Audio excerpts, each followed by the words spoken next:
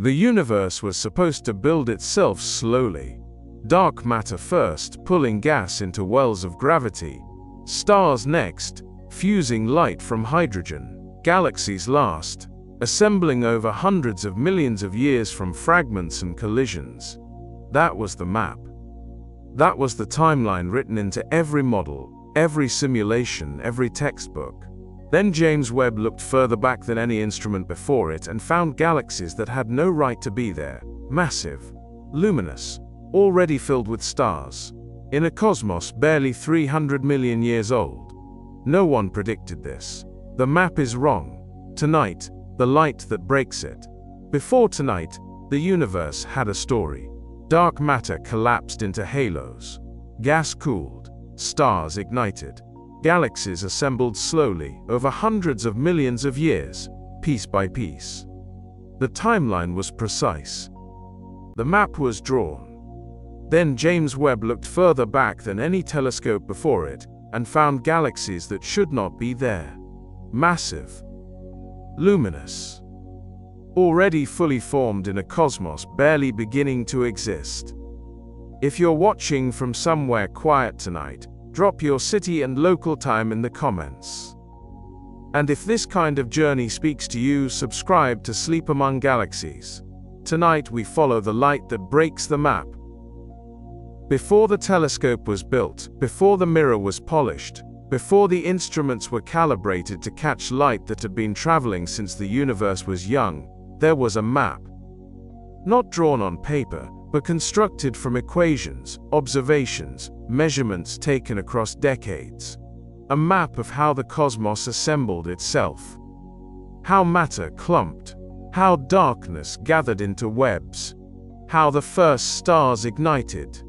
How galaxies slowly, patiently, over hundreds of millions of years, began to form. The map had a name. Lambda CDM. The standard cosmological model. Cold dark matter and dark energy, woven together with gravity and time. It described a universe that built itself in stages, each one dependent on the last. First, in the cooling aftermath of the Big Bang, dark matter began to collapse into invisible halos, vast gravitational wells that could not be seen but could be felt. Then gas, mostly hydrogen, drifted into those wells. Then, after long stretches of waiting, the gas grew dense enough to ignite. Stars formed. And only after all of that, only after hundreds of millions of years had passed, did galaxies begin to take shape. The Big Bang itself occurred approximately 13.8 billion years ago. The universe began as something unimaginably hot and dense, then expanded, cooled, became transparent.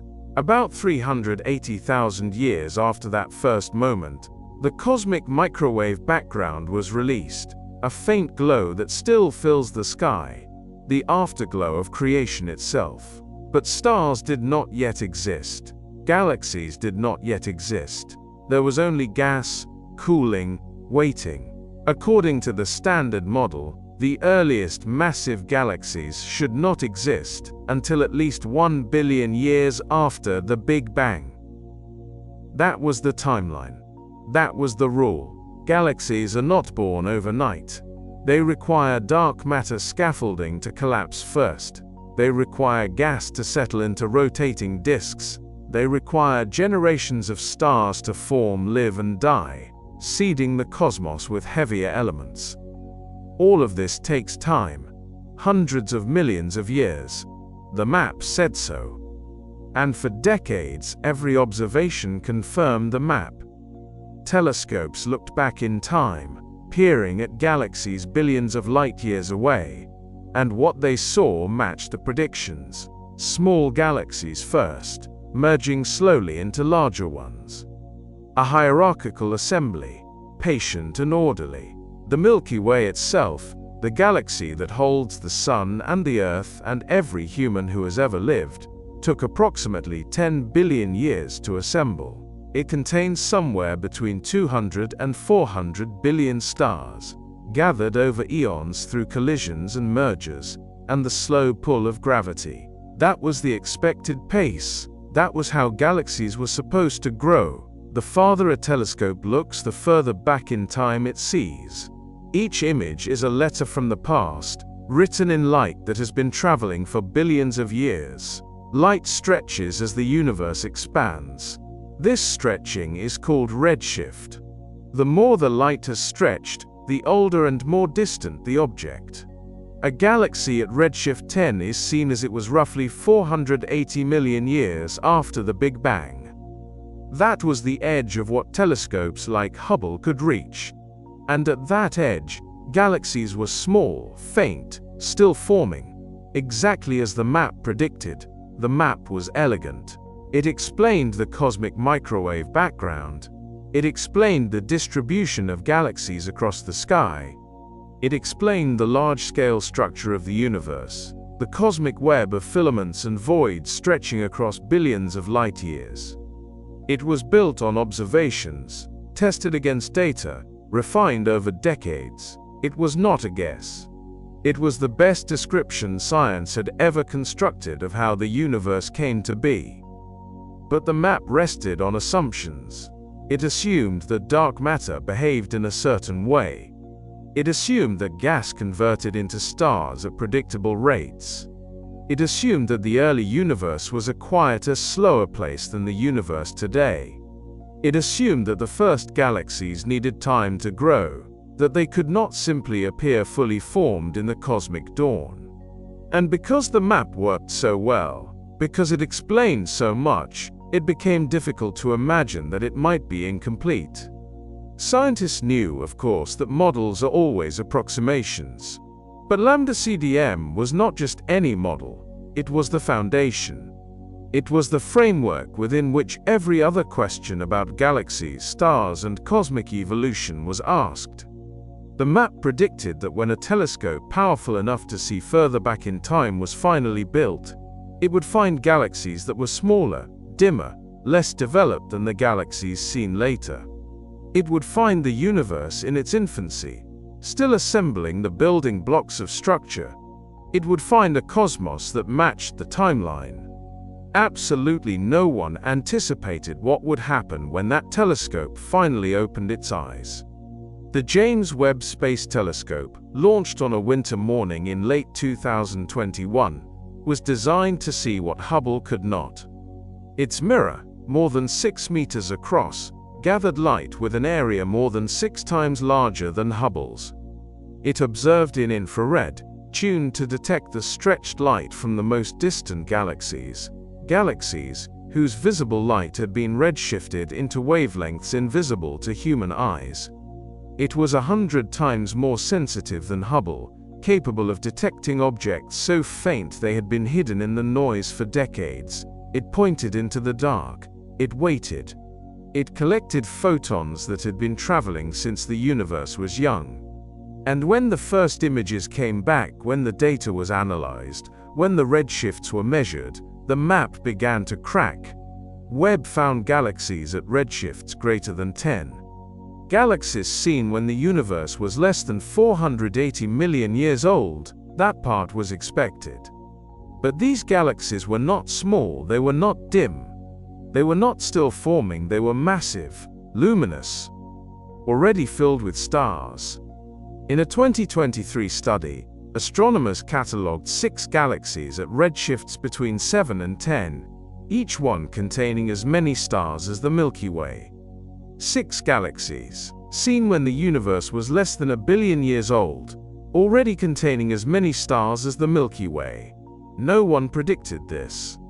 The Milky Way took 10 billion years to build. These galaxies had assembled in less than one. The timeline did not allow for it. The map had no room for galaxies like these. And there were more. Webb detected a galaxy designated JADES 14, confirmed at redshift 14.32. It was seen just 290 million years after the Big Bang, a galaxy already forming stars in a universe barely beginning to exist. At that point in cosmic history, according to the Standard Model, there should have been only scattered clumps of gas, perhaps the first faint stars beginning to ignite. Not galaxies, not yet. And then there were the little red dots, tiny red points of light, that did not fit any category scientists had prepared for. Too compact to be normal galaxies, too luminous to be single stars, possibly galaxies with overmassive black holes at their centers, possibly something else entirely. The map had no label for them. One astronomer said quietly that if these measurements are right, the universe is not supposed to exist.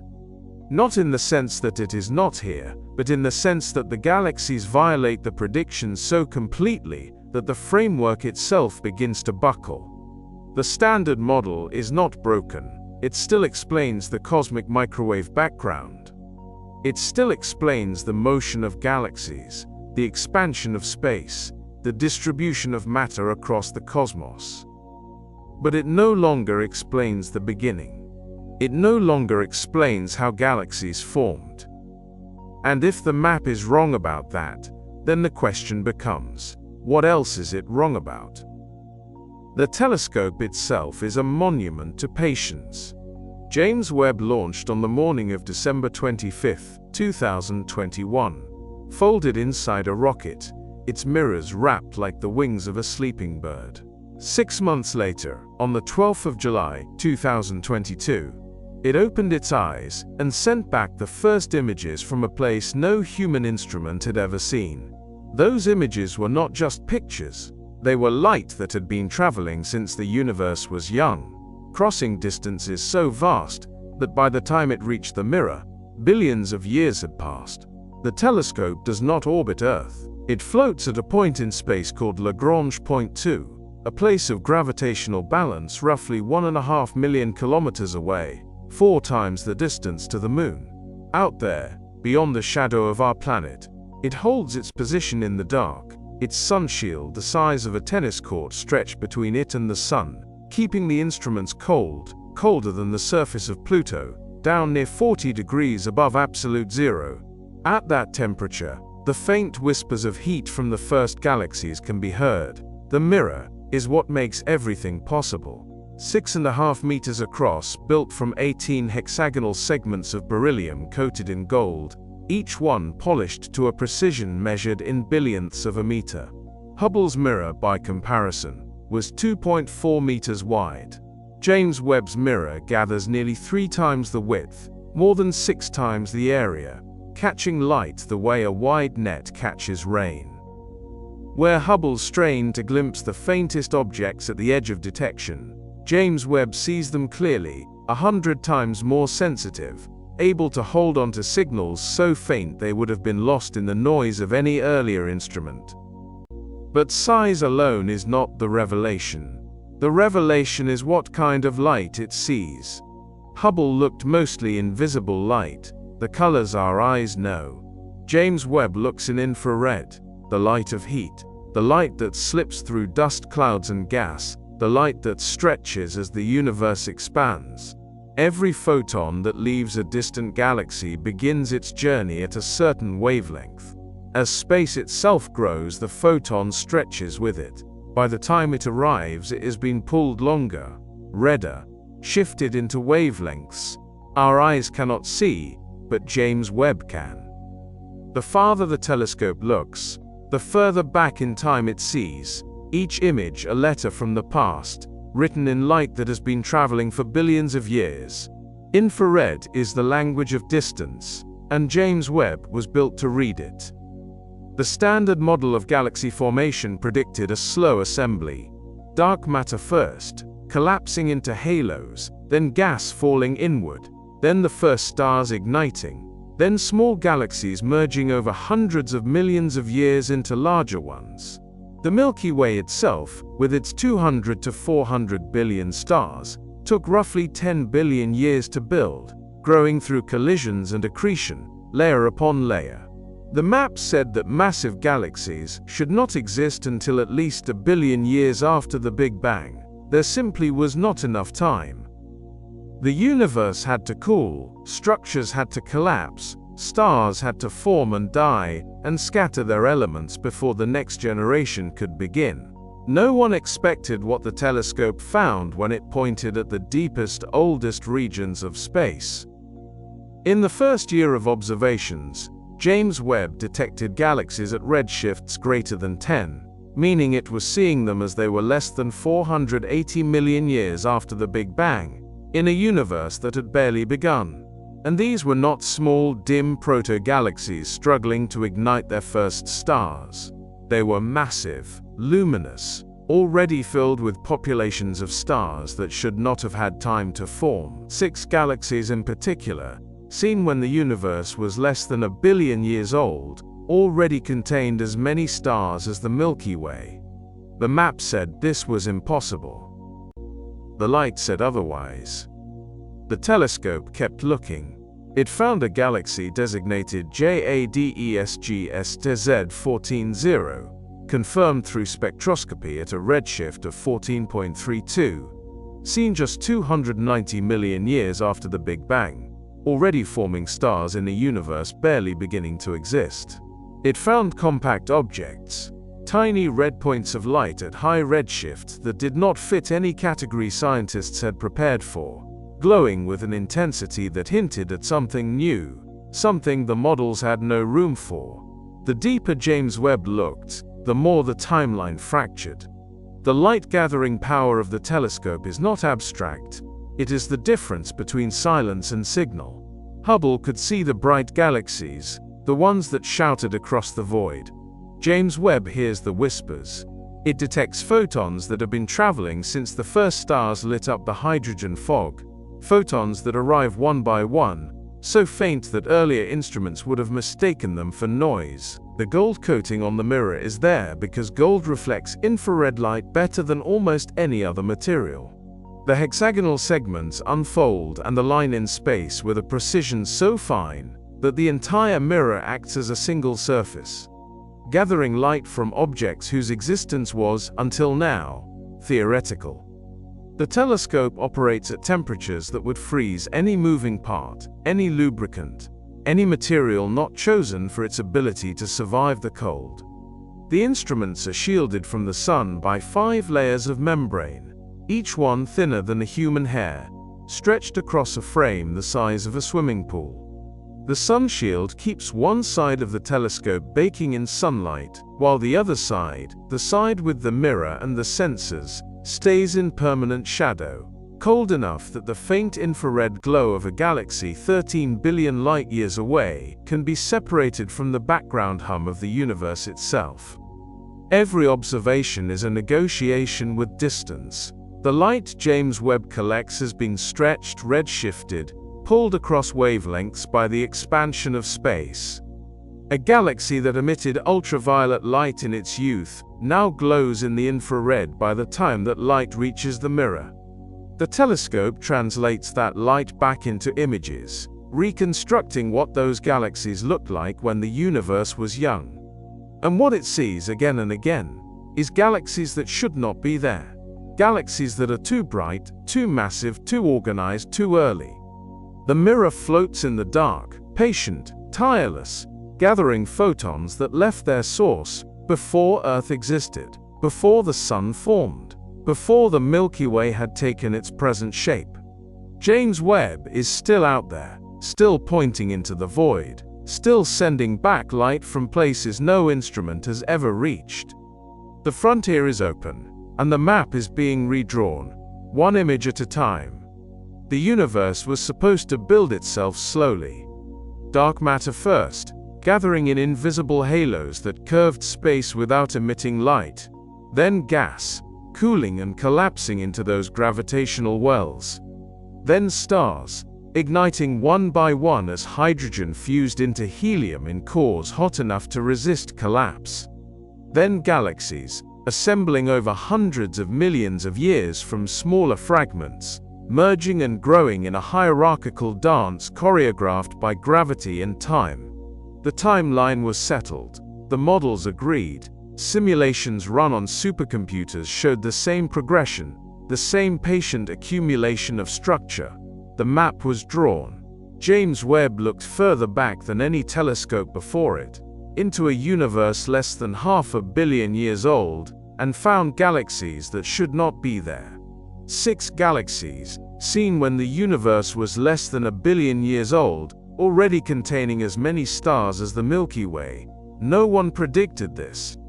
The Milky Way itself holds somewhere between 200 and 400 billion stars, a sprawling spiral that took 10 billion years to assemble through mergers and slow accretion. Through the patient work of gravity pulling together gas clouds and smaller galaxies across cosmic time. These 6 galaxies had already reached that scale in a fraction of the time, in a cosmos that had barely begun to cool from the flash of its own birth. They were not proto-galaxies, not seeds waiting to grow. They were already giants, already burning through their fuel, already shining with the light of hundreds of billions of suns. The standard model allowed for small clumps, for wisps of gas beginning to gather, for the first generation of stars flickering to life in isolation. It did not allow for structures this massive, this organized, this early. Webb kept looking. At a redshift of 14.32, deeper than any spectroscopically confirmed galaxy before it, the telescope found JADES GSZ 14-0. 290 million years after the Big Bang, a galaxy already forming stars in a universe barely beginning to exist. The cosmic microwave background, the afterglow of creation itself, had only been released 380,000 years after the beginning. In the span between that first glow and this galaxy, the universe had gone from a sea of cooling radiation to a place where gravity had gathered matter into structures massive enough to ignite stellar furnaces, to forge the first heavy elements, to build the architecture of galaxies. The timeline was too short. The models had no room for it. The amount of matter available in the early universe was fixed by the conditions of the Big Bang itself. To have this much already locked into stars, already shining, meant that nearly all the gas in those regions had converted to stars almost immediately, at efficiencies the models did not predict, and could not explain. Webb's mirror, 6.5 meters across, gathers light that has been traveling for more than 13 billion years. That light arrives stretched, red-shifted into the infrared by the expansion of space itself, by the universe growing larger in the time it took each photon to cross the void. The farther Webb looks, the further back in time it sees. Each image is a letter from the past, written in light that crossed the entire observable universe to reach us. And in those letters, written in wavelengths Hubble could never detect, the early universe is not the quiet, gradual place the models predicted. It is crowded. It is bright. It is already full. Among the galaxies Webb found are objects no one had a name for. Tiny red points of light that do not fit any category scientists had prepared for. Compact, intensely red, glowing at wavelengths that suggest either impossibly dense star-forming regions or black holes far too massive for the galaxies surrounding them. They have been called little red dots, a placeholder name for a mystery still unfolding. They do not behave like the young galaxies models predicted. They do not look like the distant galaxies Hubble glimpsed at lower redshifts. They are something else. Something the taxonomy of cosmic objects had no draw for. Absolutely no one anticipated finding galaxies this developed this early. The hierarchical model of galaxy formation, the backbone of cosmology for decades, depends on time. Small structures form first. They merge. They grow. Dark matter halos pull in gas. Gas cools. Stars ignite. Galaxies collide and combine, building mass over billions of years, over countless generations of stars living and dying, and enriching the gas with heavier elements. The process is slow because the universe itself is young, because there is only so much matter available, because gravity takes time to gather it into the densities required for star formation. But Webb's galaxies do not wait. The 6 massive galaxies found in the study published in 2023 contain stellar masses comparable to the Milky Way, yet they appear in a universe less than 1 billion years old. To build that much stellar mass that quickly, the early universe would have had to convert nearly all of its available gas into stars almost immediately, leaving almost nothing for later. That should not be possible. The efficiency required exceeds every prediction. The galaxies are forming stars at rates that, under the standard model, simply should not be possible that early. The gas should still be cooling. The first dark matter halos should still be gathering. The conditions for runaway star formation should not yet exist. One astronomer said quietly that if these measurements are right, the universe is not supposed to exist. Not in the sense that reality has failed, but in the sense that the map we drew of reality no longer matches what we see.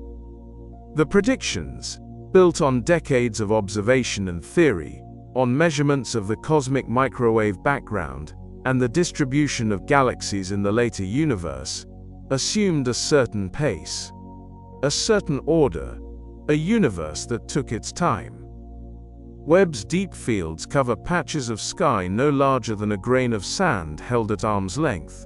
Yet within those patches lie thousands of galaxies, many at redshifts beyond 10, covering the first few 100 million years of cosmic time.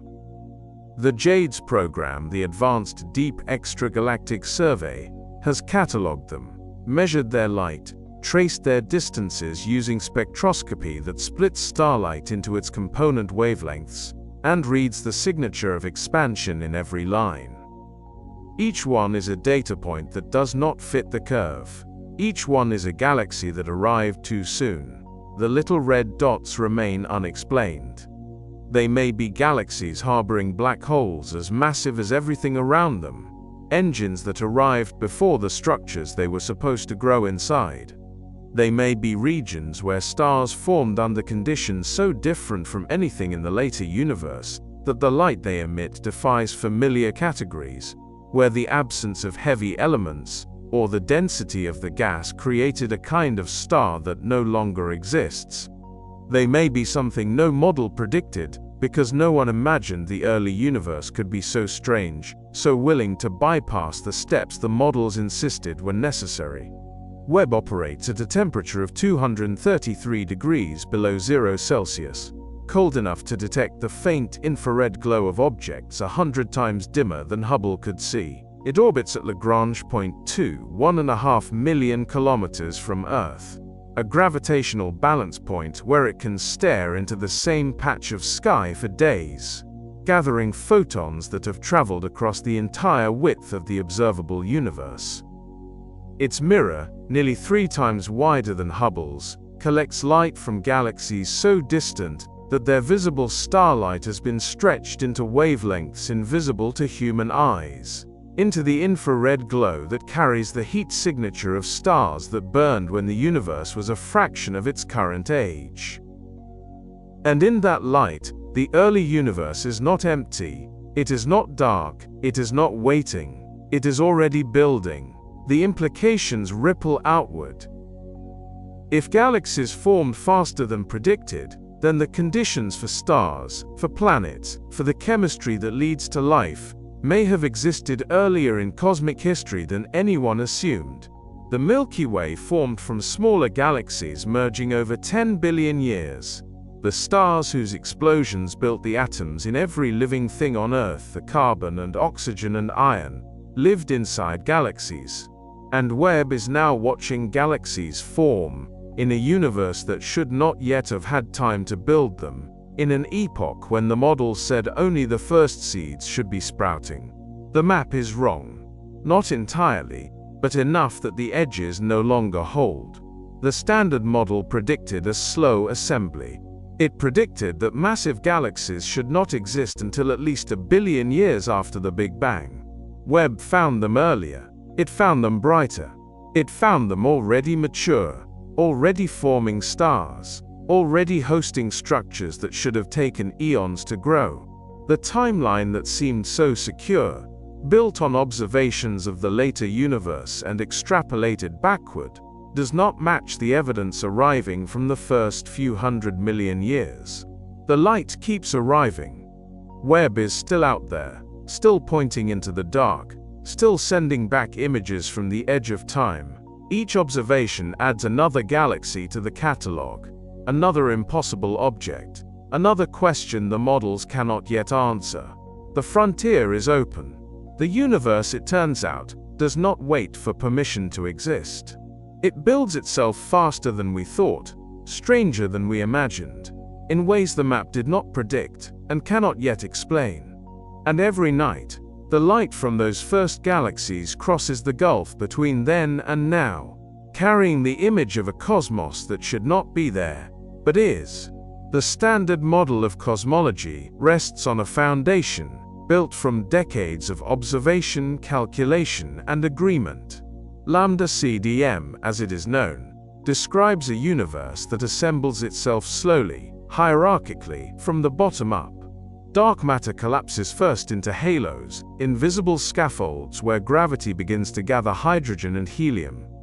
Gas cools and condenses, stars ignite. Small clumps of stars merge into larger ones. Galaxies grow by collision and accretion, over hundreds of millions of years, then billions. The model is precise. It has predicted the cosmic microwave background, the distribution of galaxies across the sky, the ratios of elements forged in the first minutes after the Big Bang. It is not a guess. It is a map, tested and refined, and until recently it matched nearly everything the telescopes could see. James Webb looked further back than any instrument before it, into the first few 100 million years after the universe began, and found galaxies that do not belong there, not a few outliers, not marginal detections at the edge of uncertainty. 6 galaxies, seen when the universe was less than 1 billion years old, already containing as many stars as the Milky Way.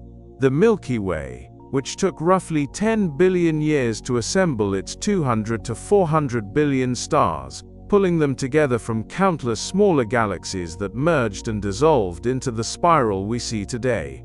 And here, in a cosmos barely out of its infancy, were structures already complete. No one predicted this. The hierarchical model does not allow for it. In Lambda CDM, the early universe is a sparse place. Matter is spread thin. Dark matter halos are still forming, still pulling gas inward. The first stars have only just begun to light up, tiny pockets of fusion scattered across the void. Galaxies at this epoch should be small, dim, irregular. They should be in the process of becoming, not already formed. The timeline is fixed by the amount of matter available, by the rate at which gravity can compress gas, by the physics of star formation itself. There is only so much hydrogen and helium in the early universe, only so much time for it to collapse and ignite. Finding massive luminous galaxies so early means that the process happened far faster than the model permits. The early universe would have had to convert nearly all of its available gas into stars almost immediately, leaving almost nothing for later. That should not be possible. Star formation is inefficient. Gas heats up as it collapses. Radiation from the first stars pushes against the surrounding clouds, slowing further collapse. Supernovae explode and blow material outward, dispersing it across intergalactic space. Under the standard model, only a small fraction of available gas becomes stars in any given epoch. The rest remains as diffuse clouds, waiting for gravity to gather it again over millions of years. But the galaxies James Webb found suggest something different. They suggest that in the first few 100 million years, star formation was not slow and halting. It was rapid, relentless, forming stars at rates that, under the standard model, simply should not be possible that early.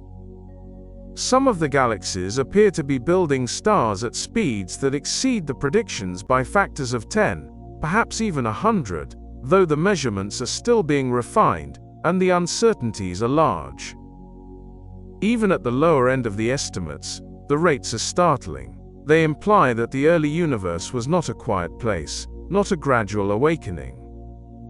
They imply a frenzy of activity, gas collapsing and igniting in vast waves, galaxies assembling in a fraction of the time the model allows. And if that is true, then something is missing from the map, some process, some mechanism that accelerates formation in ways the equations do not account for. One astronomer said, quietly, that if these measurements are right, the universe is not supposed to exist. Not in the sense of a paradox that unravels physics, but in the sense that the predictions and the observations no longer align. The model says one thing, the light says another. And light does not lie. It carries information across billions of years, red-shifted and stretched by the expansion of space itself, but faithful to the moment it was emitted.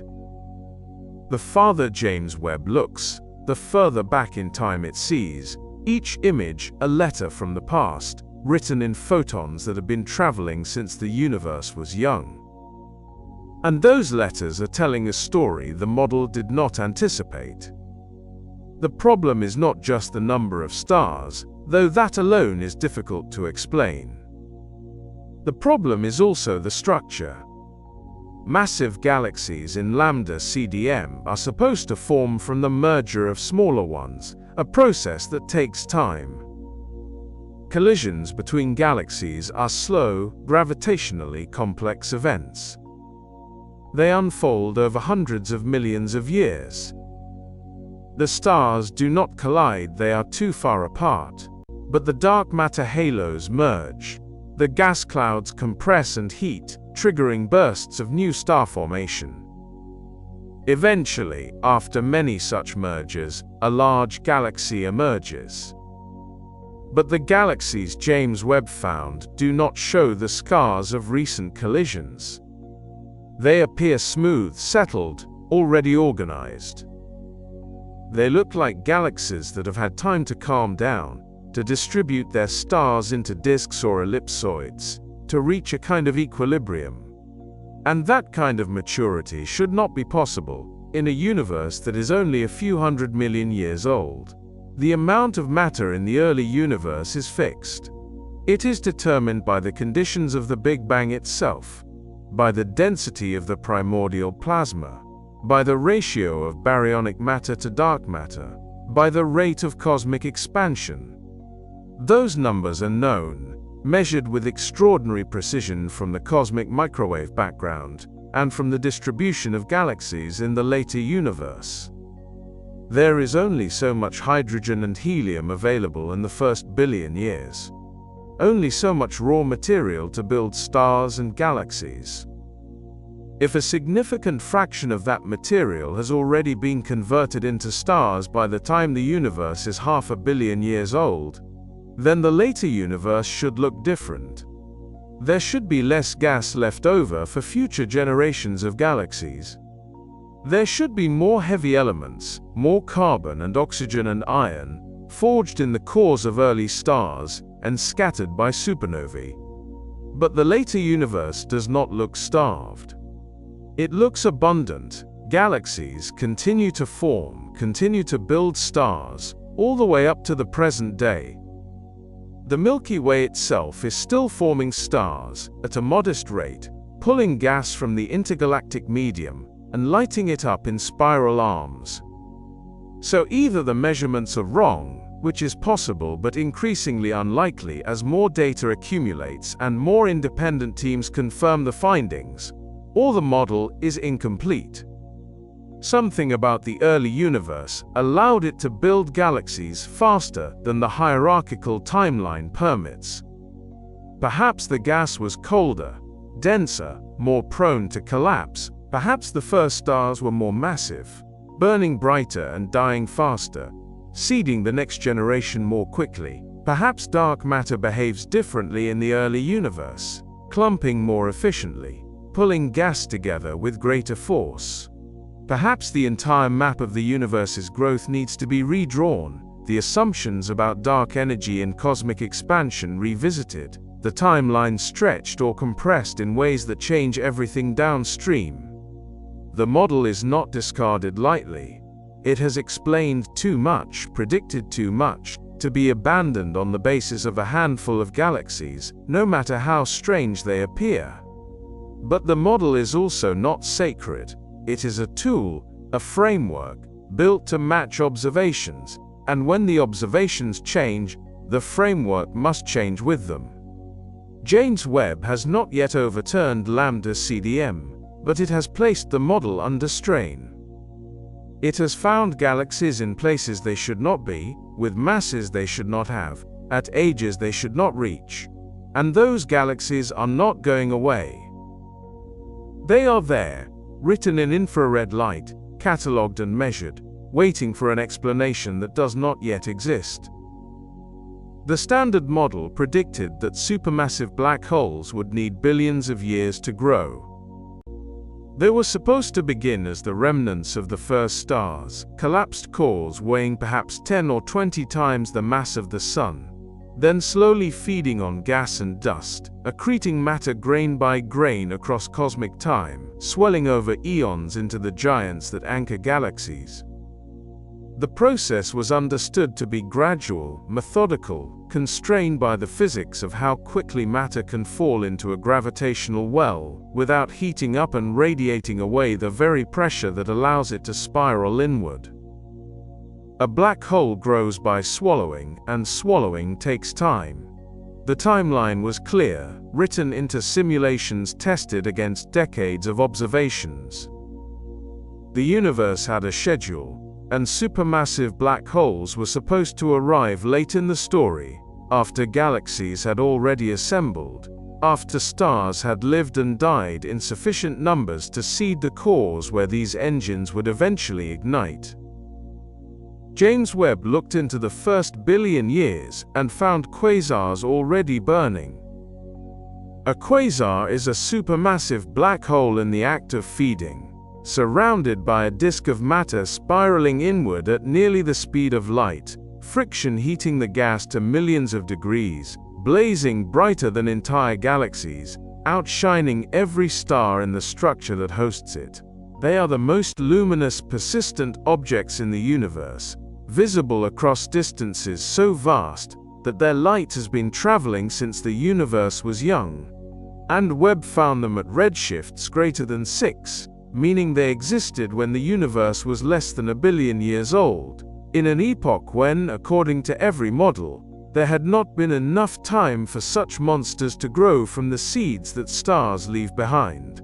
No one predicted this. The math does not work. To build a black hole weighing millions or billions of times the mass of the Sun from a stellar seed, from the core of a single dead star, requires time measured not in millions but in billions of years.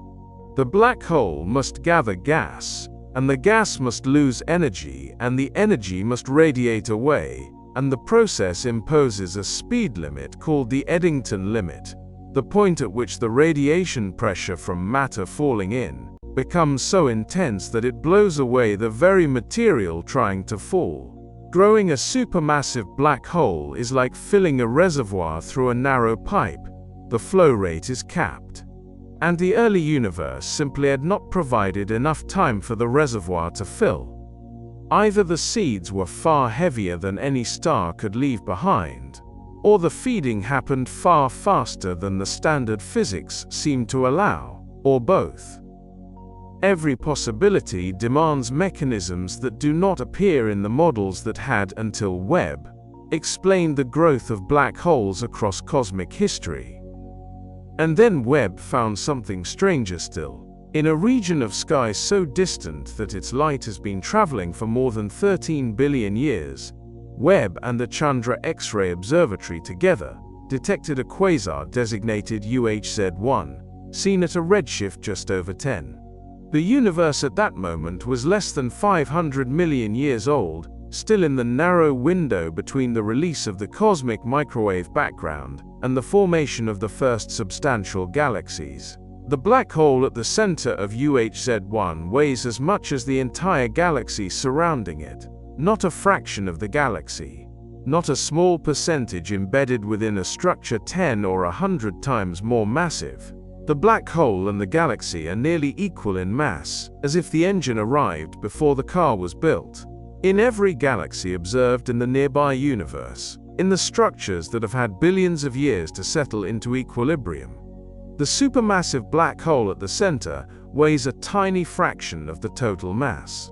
In the Milky Way, which contains somewhere between 200 and 400 billion stars, and took roughly 10 billion years to assemble into its current form, the central black hole weighs about 4 million times the mass of the Sun. It is the anchor, the gravitational keystone. But it is not the dominant mass. The galaxy is the structure. The black hole is the core. The ratio is predictable, consistent across galaxies of every size and type, a rule written into the architecture of the universe. UHZ1 inverts that ratio by orders of magnitude.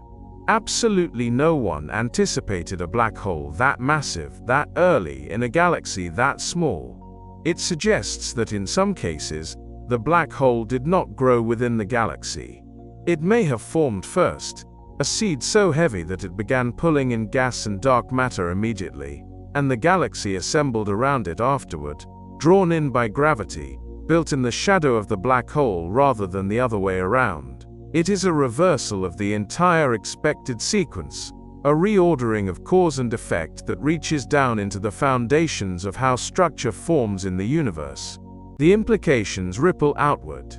If black holes can form before galaxies, or grow so fast that they dominate the mass budget before the first generation of stars has finished its work, then the hierarchical model, the slow bottom-up assembly of structure from dark matter halos to gas clouds to stars to galaxies, may not capture the full story. There may be pathways in the early universe that bypass the usual steps, shortcuts written into the physics of collapse and density and temperature, that no simulation had accounted for, because no observation had ever required them. One possibility is that some black holes did not form from stars at all. Instead of waiting for a star to live and die and leave behind a remnant, an entire cloud of gas, millions of times the mass of the Sun, might have collapsed directly into a black hole in a single event, skipping the stellar phase entirely. No fusion, no light, no supernova. Just gravity, overwhelming pressure in a region of space dense enough and hot enough, and, crucially, metal-free enough that the gas could not fragment into smaller clumps, could not cool efficiently, could not resist the pull inward. These are called direct collapse black holes, and they would provide seeds weighing tens of thousands or even hundreds of thousands of times the mass of the Sun, heavy enough to explain the quasars Webb is finding without requiring billions of years of feeding. Another possibility reaches even further back.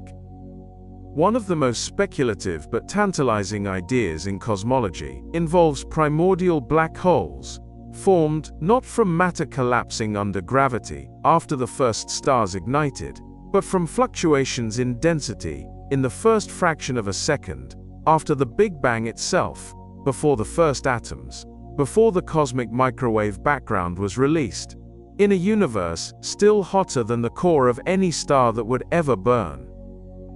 These black holes would predate everything. They would drift through the dark, invisible, waiting for the first gas to condense, and when it did, they would begin to feed, growing not over billions of years but from the very beginning, with a head start no stellar remnant could ever have.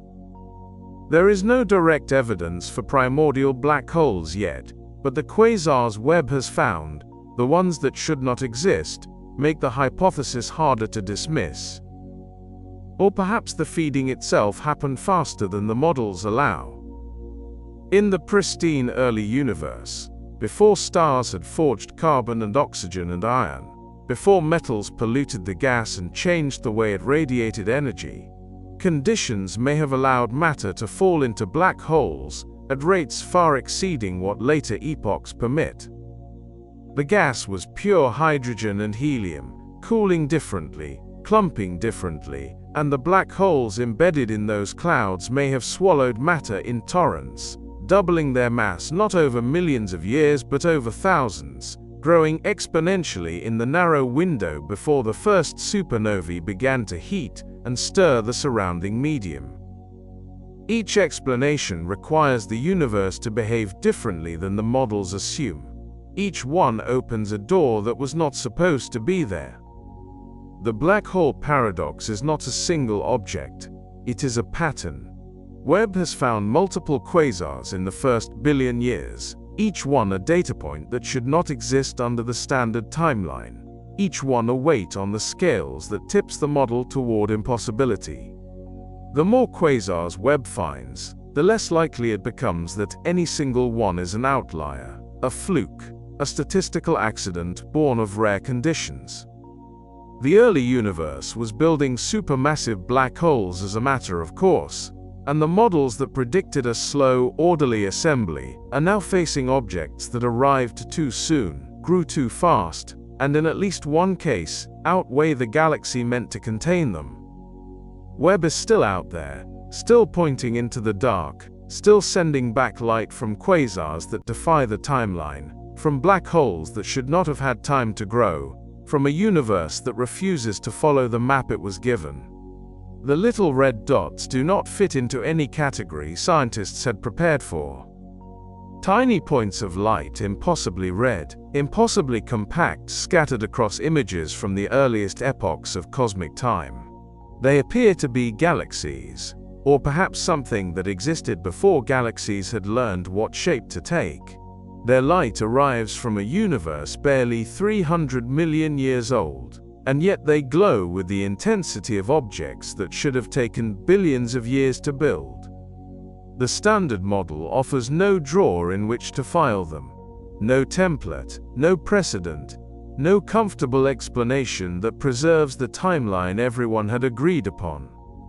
So the question becomes not what they are, but how the universe managed to assemble them so quickly, and whether the answer will require rewriting the rules that have governed cosmology for decades.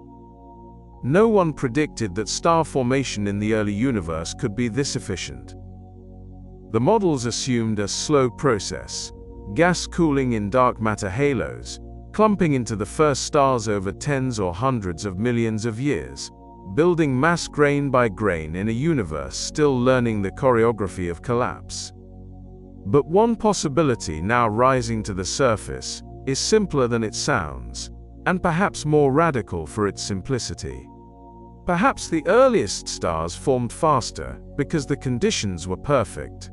The gas was pristine, untouched by previous generations, free of the heavier elements that would later complicate the chemistry of collapse. Metal-free hydrogen and helium, still warm from the Big Bang, may have converted into stars at rates the models never considered. The first clouds had no carbon to radiate away their heat, no oxygen to cool them into fragments. They collapsed as single massive objects, igniting not in clusters but in bursts, flooding the early universe with light in a span of time so brief that the standard timeline cannot accommodate it. If that is true, then the early universe was not slow and cautious. It was wildly, unexpectedly productive, pouring nearly all of its available matter into stars in the first few 100 million years, leaving almost nothing for the long eras that followed. The implication is not catastrophic, but it is humbling. The map drawn from simulations may have missed the single most important variable: the speed at which a young universe learns to ignite. Efficiency alone would not overturn the cosmological model, but it would mean that the first chapter of cosmic history was written in a script no one had bothered to learn, because no telescope had ever been able to read it until now. But efficiency alone may not be enough to explain the black holes. Some of the little red dots appear to harbor black holes as massive as the galaxies around them, objects weighing millions or even tens of millions of times the mass of the Sun, existing in a cosmos that has barely had time to form its first stars. Standard theory requires black holes to grow from stellar remnants, seeds weighing perhaps 10 or 20 times the mass of the Sun, fed slowly over billions of years by infalling gas and the occasional merger. There is no time for that process in the early universe. The clock has not run long enough. So another explanation has emerged, less comfortable but increasingly necessary. What if some black holes never began as stars at all? The idea is called direct collapse. An entire cloud of gas millions of times the mass of the Sun, collapsing not into stars but directly into a single black hole. No fusion, no supernova, no remnant core. Just gravity, overwhelming and total, pulling a region of space into darkness in a single catastrophic event. The conditions for this are extreme. The gas must be hot enough to resist fragmenting into individual stars, and it must collapse fast enough that nothing interrupts the process. Ultraviolet radiation from nearby star-forming regions may have kept the gas warm, preventing it from cooling into smaller clumps. In those rare pockets of the early universe, gravity would have won outright, and black holes could have been born already massive, already feeding, already shaping the galaxies around them before those galaxies had even finished assembling. The seeds would not weigh 20 solar masses. They would weigh 100,000 or 1,000,000, arriving fully formed into a universe that had not yet learned to build them the slow way. And then there is one of the most speculative but tantalizing ideas, hovering at the edge of what can be tested. Primordial black holes. Not formed from stars, not formed from collapsing gas clouds, but formed in the first fraction of a second after the Big Bang itself. Density fluctuations in the roiling quantum foam of the newborn universe. Regions where matter compressed so tightly that black holes appeared before the first atoms even existed. These would predate everything. They would be older than stars, older than galaxies, older than the cosmic microwave background, older than the concept of structure itself. If they exist, they could have served as the anchors around which the first galaxies assembled, dark seeds already embedded in the fabric of space, waiting for gas to fall toward them. There is no direct evidence yet.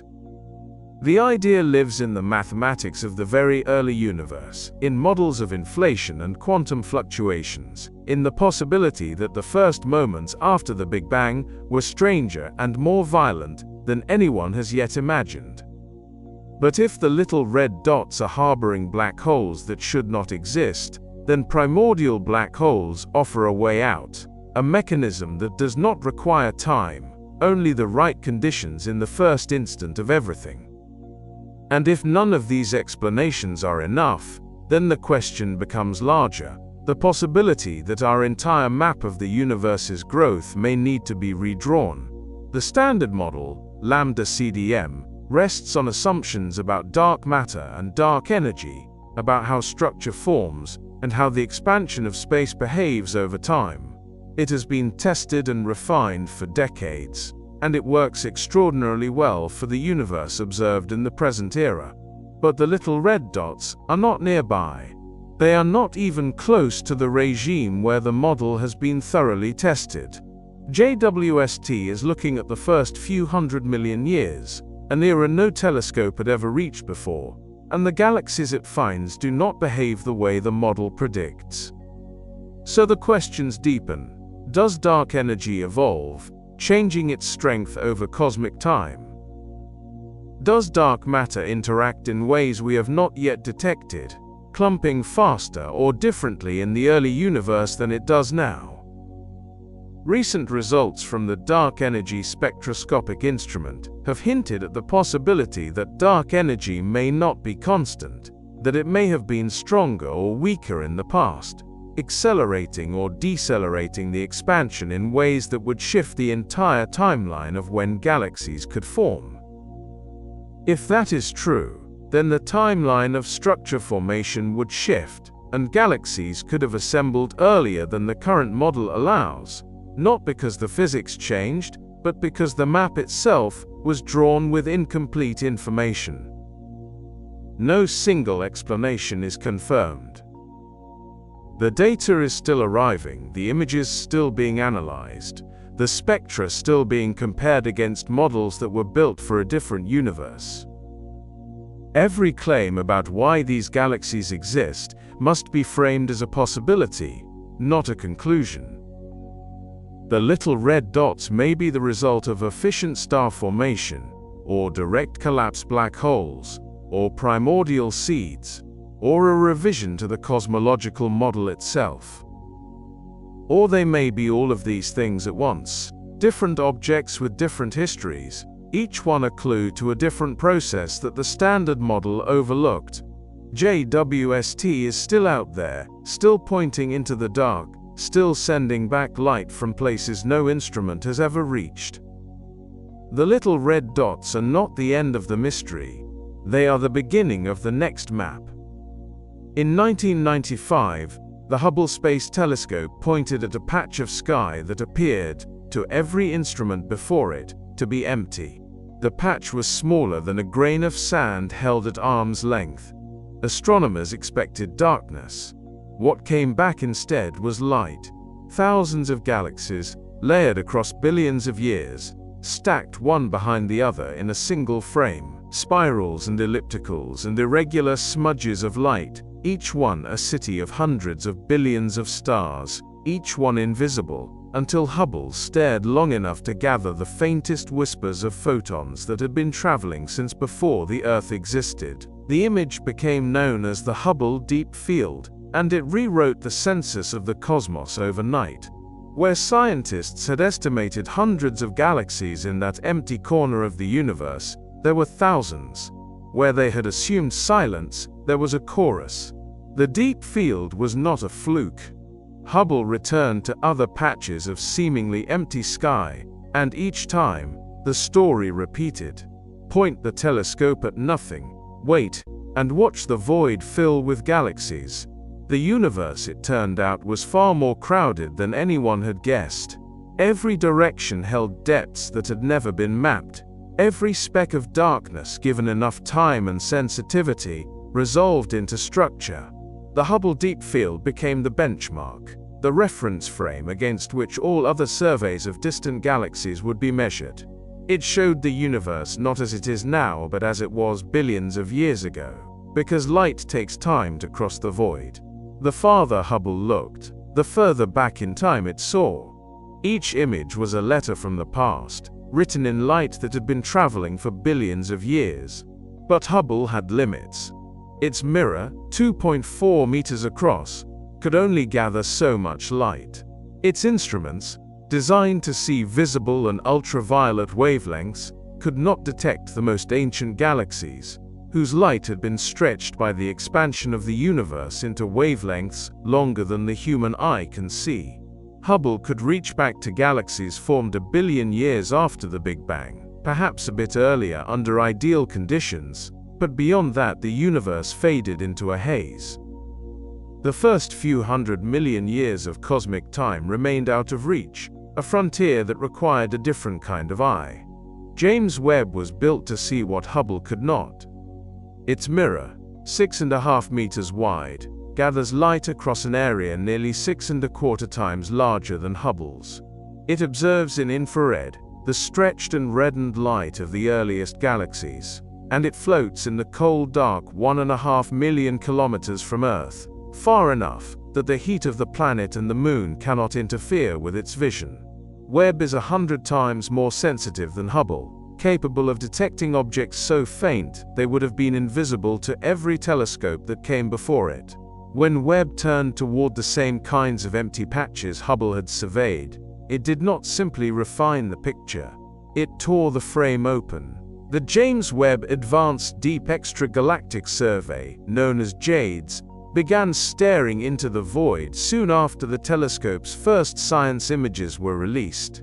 The program was designed to catalog galaxies at the edge of time, to map the universe in its infancy, to see how the first stars and galaxies assembled from the cooling gas left behind by the Big Bang. The expectation, built on decades of Hubble observations and refined by the standard cosmological model, was that Webb would find more galaxies than Hubble had, and that those galaxies would be smaller, dimmer, more scattered, because the early universe had not yet had time to build the massive structures seen in later epochs. The first few 100 million years were supposed to be a time of assembly, of slow coalescence, of dark matter halos pulling in gas and igniting the first stars in small, tentative clusters. Webb would see the universe in its childhood, before the great cities of stars had risen. No one predicted what came back instead. The JADES survey revealed thousands of galaxies at redshifts beyond 10, meaning they existed when the universe was less than 500 million years old. Some were detected at redshifts approaching 14 and beyond, seen when the universe was barely 300 million years old, a sliver of time after the cosmic microwave background was released. These were not the small, dim, scattered proto-galaxies the models had anticipated. Many were bright, massive, already rich in stars, already organized into structures that should have taken billions of years to form.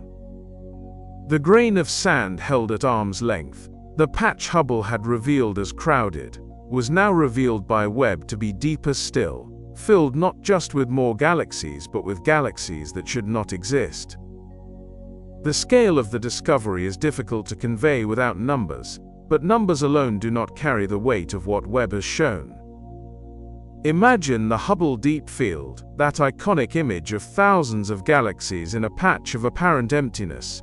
Now imagine pointing an instrument 100 times more sensitive at the same kind of patch, but tuned to see light that Hubble could never detect, light from the first few 100 million years of cosmic time. What Webb found was not simply an extension of Hubble's map. It was a population of galaxies that had no place on the map at all. Galaxies forming stars at rates that, under the standard model, simply should not be possible that early. Galaxies containing stellar masses comparable to the Milky Way, which took 10 billion years to assemble, already present in a universe less than a billion years old. Galaxies glowing with the light of hundreds of billions of stars in an epoch when the universe had barely begun to cool. The JADES program has catalogued thousands of these objects. Some are familiar in shape, spirals and ellipticals that resemble galaxies seen in the nearby universe. Others are strange, compact, intensely red, belonging to no category scientists had prepared for. They appear as tiny red points of light in Webb's images, and their spectra suggest they may be galaxies with black holes far more massive than their surrounding stars, or regions of star formation compressed to densities never seen in the modern universe. They are puzzles wrapped in redshift, each one a challenge to the timeline that had seemed so secure. The Hubble Deep Field showed the universe was crowded. Webb's deep fields show it was crowded far earlier than anyone expected, and that the crowd was not made of scattered embers, but of blazing forges already at work. The map of cosmic history, built on Hubble's observations and refined by decades of theory, assumed a slow build, a patient accumulation of structure over billions of years. Webb has shown that assumption was wrong.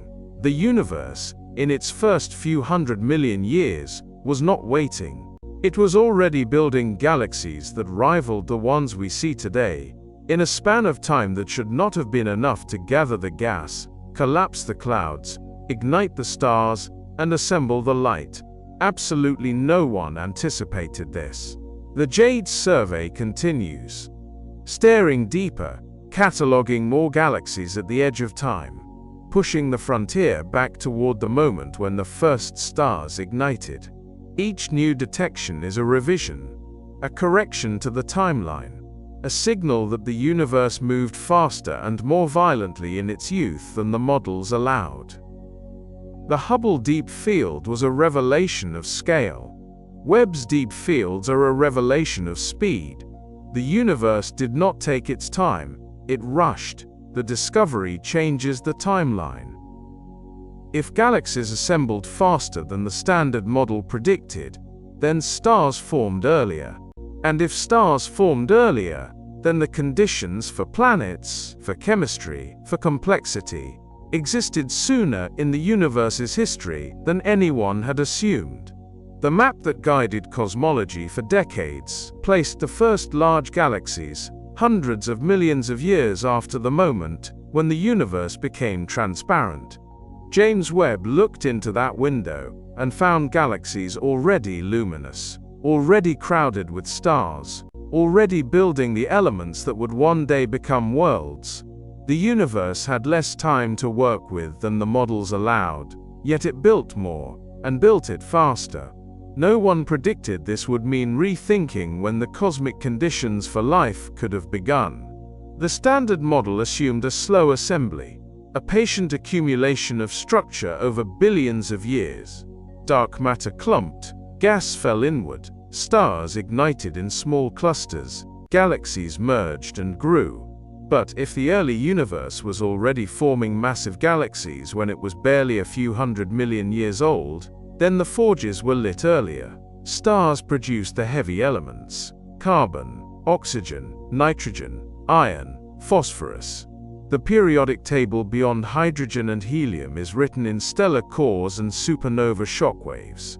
Galaxies are the containers in which that process unfolds. And JWST is now watching galaxies form in a universe that, according to every prediction, should not yet have had time to build them. The Milky Way itself is a record of this process. It formed from smaller galaxies merging over roughly 10 billion years. A slow collision and coalescence that built the spiral structure visible from within. At its center sits Sagittarius A*, a black hole weighing roughly 4 million times the mass of the Sun, the gravitational anchor around which hundreds of billions of stars orbit. The Milky Way is not young, it took time to assemble. It took time to enrich its gas with metals, to form the disk where the Sun would eventually ignite, to create the conditions for a rocky planet with liquid water and a stable orbit. The timeline stretched across most of the universe's history. The assumption was that this timeline was universal, that all large galaxies required billions of years to reach maturity. But the galaxies JWST found at redshifts 7, 8, 10, 14, some of them already contained as many stars as the Milky Way. They were seen when the universe was less than 1 billion years old, some when it was barely 300 million years old. They had no time to grow slowly. They had no time to merge and accumulate. They simply appeared, luminous and massive, in an epoch that should have been dark and sparse. Absolutely no one anticipated that the universe could organize itself so quickly. The implication is not that life began earlier somewhere out there in the distant cosmos. The implication is that the conditions for complexity, for chemistry, for the slow, patient work of building planets and atmospheres and stable environments, may have been present much sooner than the models allowed. Stars in those early galaxies were already fusing hydrogen into helium, helium into carbon, carbon into oxygen, building the ladder of elements that would eventually be scattered into space when those stars died. The atoms in the human body, every carbon nucleus in every cell, every oxygen molecule in every breath, every iron atom in every drop of blood, were forged in stars that lived and died inside galaxies. And JWST is now watching galaxies form in a universe that should not yet have had the time to build them. This does not mean the Milky Way is young. This does not mean the Sun or the Earth formed earlier than understood. The solar system is roughly 4.5 billion years old, formed from a cloud of gas and dust enriched by previous generations of stars. That timeline is secure. What changes is the understanding of when that process could have begun elsewhere. If massive galaxies were already forming stars and producing heavy elements when the universe was only a few 100 million years old, then the cosmic clock for the possibility of planets, of chemistry, of environments where complexity could unfold, starts ticking earlier than the Standard Model assumed. The stars whose explosions built the atoms in your body, they lived inside galaxies. Galaxies are not just collections of stars. They are the environments in which stars form, live, die, and return their elements to the next generation. They are the crucibles. And the discovery that those crucibles were already active, already luminous, already massive in the earliest moments of cosmic history, means the universe was capable of building the conditions for complexity sooner than expected. The Milky Way took 10 billion years to reach its current form. The Sun is roughly 4.5 billion years old. Life on Earth is roughly 3.5 billion years old. The timeline from the Big Bang to the present is 13.8 billion years. Most of that history was required to build the stable, enriched, structured environment in which a rocky planet could form in a habitable zone around a stable star in a quiet region of a mature spiral galaxy. That is the timeline the Standard Model predicted for all galaxies. Slow growth, slow enrichment, slow assembly. But JWST found galaxies that had already assembled when the universe was less than 5% of its current age. They were not small, they were not dim. They were massive, luminous, already forming stars at rates that should not have been possible that early. If those galaxies were producing heavy elements, scattering them into space through supernova explosions, enriching their gas clouds with carbon and oxygen and iron, then the raw materials for planets and chemistry were being distributed into the cosmos far earlier than anyone had mapped. This does not mean there were planets orbiting stars in those galaxies. It does not mean life began in the first billion years of cosmic history. The evidence for that does not exist. But it does mean the universe was more capable, more efficient, more ready to build structure and complexity than the models predicted. The timeline is compressed, the map is wrong, and the question of when the conditions for life could have existed anywhere in the universe is now open in a way it was not before James Webb began sending back images from the edge of time. The discovery does not change where we are, it changes when we could have been. It changes the understanding of how quickly the universe could move from simplicity to structure, from hydrogen and helium to carbon and oxygen, from darkness to light. Every galaxy JWST finds at high redshift is a data point in that revised timeline. Every massive galaxy seen in the first few 100 million years after the Big Bang is evidence that the process of building the cosmos, of assembling the environments in which stars and planets and chemistry could exist, began sooner and moved faster than the Standard Model allowed. The Milky Way is still 10 billion years in the making. The Sun is still 4.5 billion years old. The Earth is still the product of a long, slow accumulation of dust and rock and ice in a disk around a young star. But the universe that contains all of this, the universe that built the conditions for all of this, was more precocious, more capable, more ready to begin than anyone expected. And that changes the sense of scale, the sense of possibility, the sense of how early the cosmic story could have begun to unfold. The map has been torn open. The Standard Model challenged, the black holes paradoxed, the impossible galaxies catalogued and confirmed. The question now is not whether the universe grew differently than predicted, but how to find out what actually happened. The frontier is no longer a line drawn on a diagram. It is a living edge, and the instruments are already being built to cross it. No one predicted that JWST would be just the beginning. The telescope floats at Lagrange Point 2, 1.5 million kilometers from Earth, still pointing into the dark, still sending back light from places no instrument has ever reached. Its mirror, 6.5 meters wide, gathers infrared photons that have been traveling since the universe was barely old enough to form stars. But JWST was designed to answer questions scientists thought they understood. Now it has returned answers that demand new questions and new tools to ask them. As of 2026, it remains operational, its instruments cold, its mirror aligned, its data stream unbroken.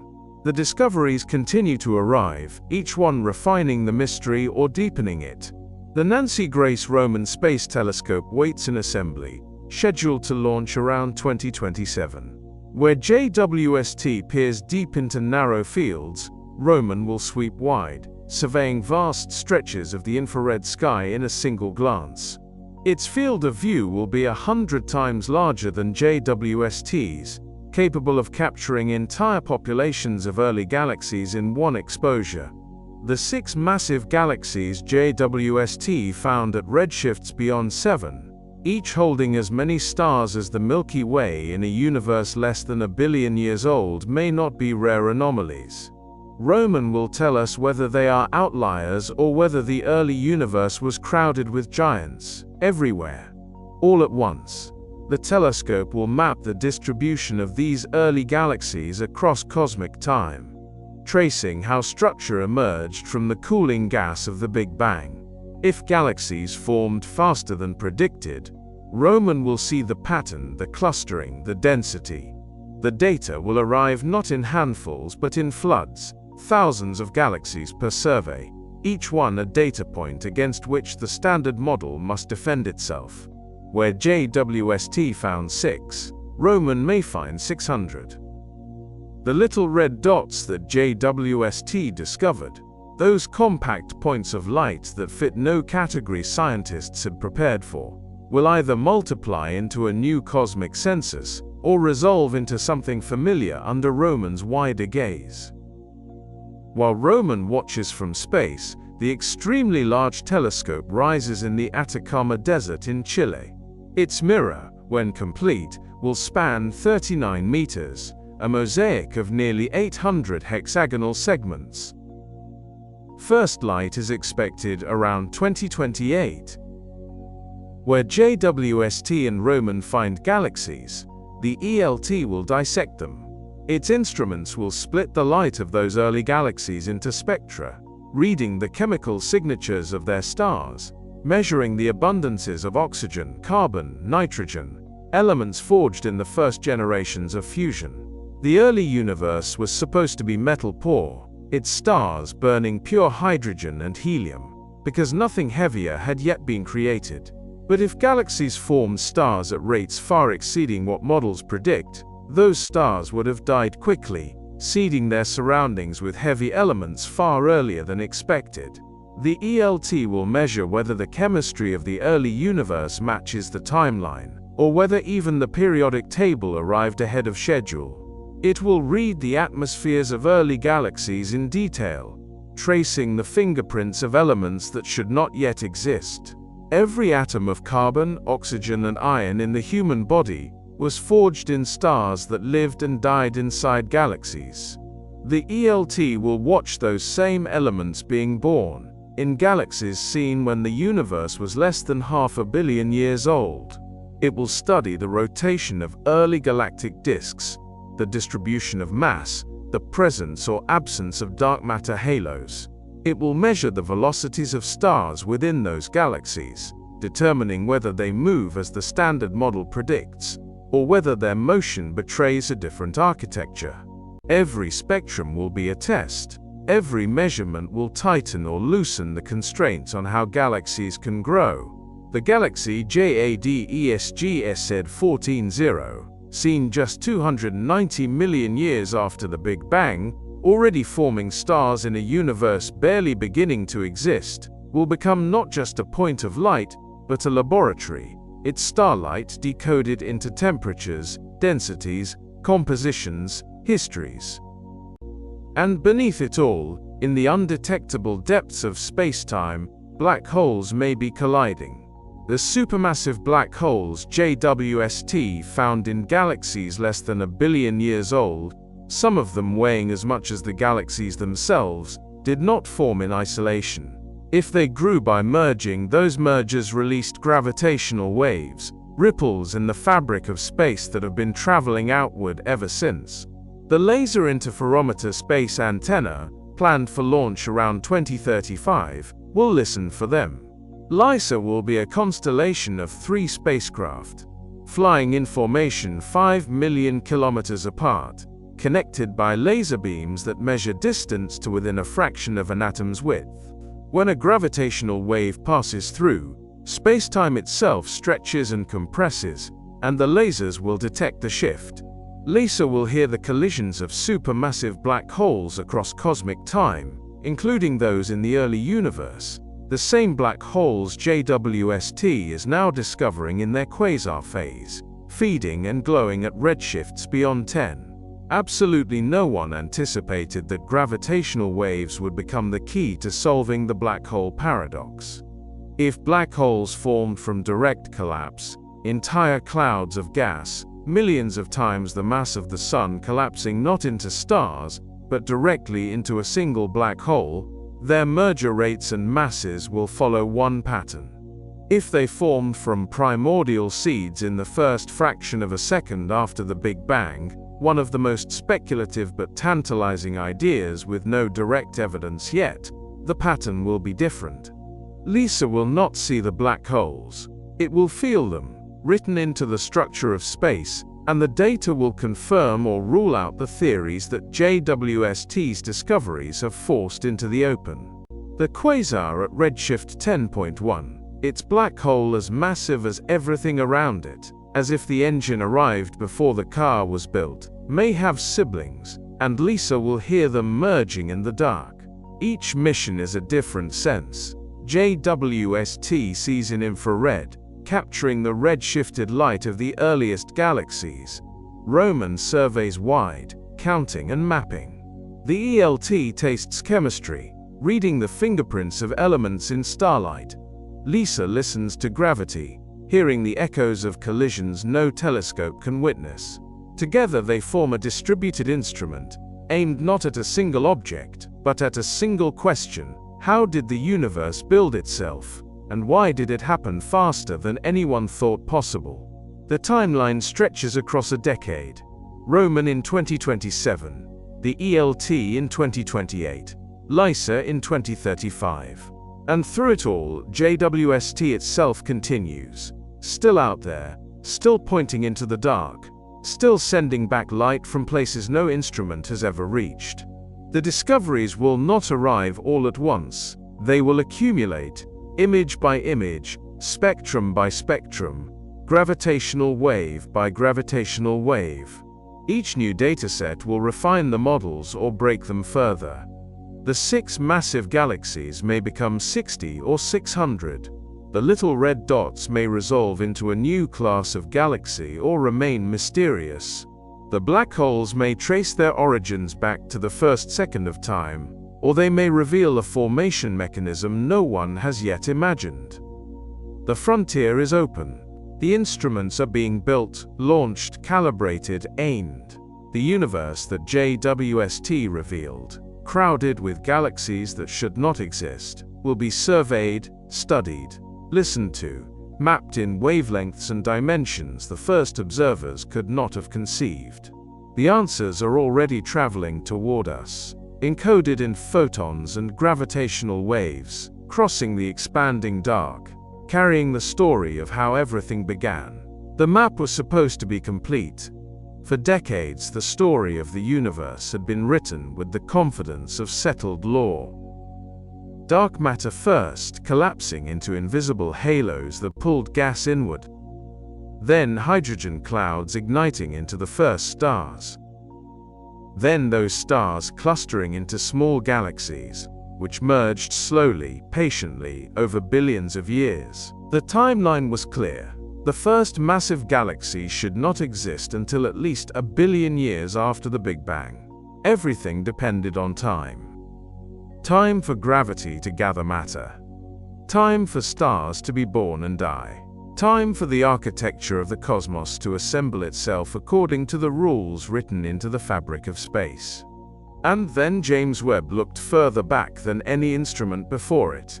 The farther JWST looks, the further back in time it sees.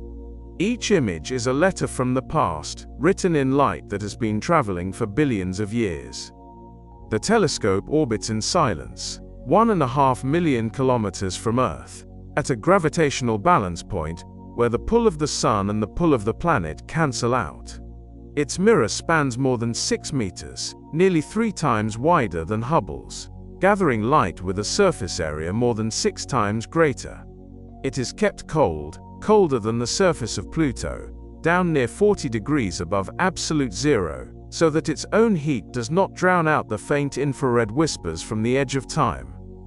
It is 100 times more sensitive than Hubble, seeing in wavelengths that human eyes cannot perceive, infrared light stretched by the expansion of the universe itself across billions of years. Redshift is the signature of distance and age. The higher the redshift, the older and more distant the object. A galaxy at redshift 10 is seen as it was roughly 480 million years after the Big Bang. JWST was built to reach those distances, to peer into the cosmic dark ages before the first galaxies lit up the void. And in those fields of ancient light, JWST found galaxies that should not be there. 6 galaxies, seen when the universe was less than 1 billion years old, already containing as many stars as the Milky Way. No one predicted this. The Milky Way itself took roughly 10 billion years to assemble, a slow accumulation of smaller galaxies merging and colliding, building a spiral that now holds somewhere between 200 and 400 billion stars. But these 6 galaxies appeared fully formed, massive, luminous, in an epoch when the Standard Model said they should still be gathering their first clouds of gas. Then came the record breakers. A galaxy designated JADES 14-0, spectroscopically confirmed at a redshift of 14.32. 290 million years after the Big Bang, a galaxy already forming stars in a universe barely beginning to exist. The cosmic microwave background, the afterglow of the Big Bang itself, was released only 380,000 years after the initial expansion. The gap between that first light and this galaxy is a sliver of cosmic time, and yet there it is, shining, structured, real. And then the little red dots, tiny red points of light that don't fit any category scientists had prepared for. Compact, intensely red, scattered across the high redshift sky. Some appear to be galaxies crushed around overmassive black holes. Others might be star-forming regions so dense and so young that no model had anticipated their existence. A new class of object, discovered not because anyone was looking for them, but because JWST simply pointed into the dark and recorded what was there. Absolutely no one anticipated this. The problem is not that these galaxies are surprising. The problem is that they are impossible under the framework that has guided cosmology for a generation. In the Standard Model, galaxies grow hierarchically. Small structures form first, then merge into larger ones. The process is gradual, constrained by the amount of matter available and the speed at which gravity can pull it together. Having so much stellar mass so early implies conversion of gas to stars at rates far exceeding predictions. The early universe would have had to convert nearly all of its available gas into stars almost immediately, leaving almost nothing for later. That shouldn't be possible. And yet the light says otherwise. Some of these galaxies appear to be forming stars at rates that, under the Standard Model, simply should not be possible that early. The efficiency is too high. The timeline is too short. One astronomer said, quietly, that if these measurements are right, the universe is not supposed to exist, not in the sense that reality has failed, but in the sense that the predictions have. And the black holes make it worse. JWST has found quasars, the brilliant cores of galaxies powered by supermassive black holes actively feeding on surrounding matter at redshifts greater than 6. Supermassive black holes existed less than a billion years after the Big Bang. Standard models require billions of years to grow a supermassive black hole from the remnants of dead stars. A stellar black hole forms when a massive star collapses, weighing perhaps 10 or 20 times the mass of the Sun. To grow from that seed into a supermassive black hole weighing millions or billions of solar masses requires time, requires a steady diet of gas and stars. But JWST found them early, too early. One quasar, detected at a redshift of 10.1, hosts a black hole as massive as the entire galaxy surrounding it, inverting the expected mass ratio by orders of magnitude. As if the engine arrived before the car was built. So the explanations begin. Perhaps early star formation was simply more efficient than models assume. In the pristine metal-free conditions of the early universe, gas clouds may have collapsed faster, ignited more readily, converted hydrogen into stars at rates that later epochs could never match. Possible, but it stretches the numbers. Perhaps black holes did not grow from stellar remnants at all.